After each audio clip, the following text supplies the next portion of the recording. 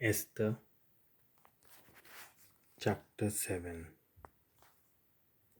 राजा आणि हामान एस्तराच्या जेवणाक गेले आणि ह्या दुसऱ्या दिसा जेवताना आनीक एक पावट राजान म्हणलें, एस्तर राणये, तुका कितें जाय तें म्हाका सांग आनी तें तुका मेळटलें.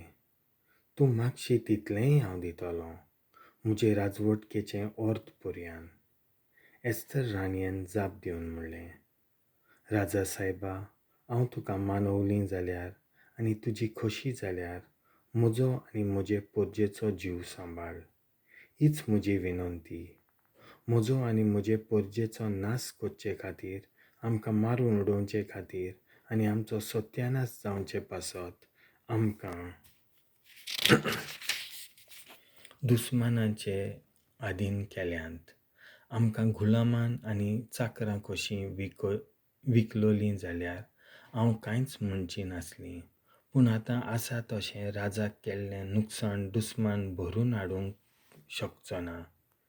एस्तर राणी उलयता आसतना अहासुएरूस राजान म्हणलें, अशें करूंक येवजितलो मनीस कोण आनी तो खंय आसा?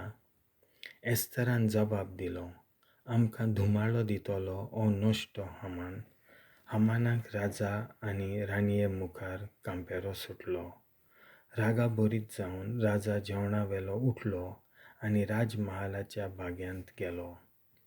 राजा आपणाक वायट कोत्तलोच म्हूण जाणो जावन आपलो जीव वाटाय म्हूण एस्तर राणये लागीं मागूंक हामान पाटी रावलो.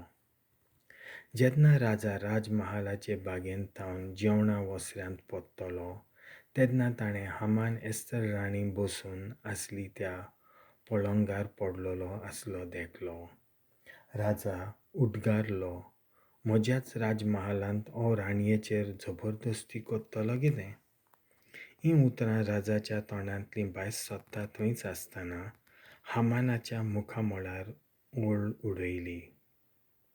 राजाची सेवा कोत्तल्या हारबोन नांवाच्या इजड्यान म्हणलें, राजाच्या बरेपणा खातीर उलयतल्या मोर्देकायाक मारून उडोवंक हामानान आपल्या घरा लागसार 50 हात लांब गळ तयार केल्लो आसा.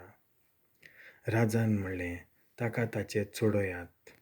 म्हणटच मोर्देकायाक तयार केल्ल्या गळार हामानाक चडयलो आनी राजाचो राग न्हिवलो. देवाचें उतर हें.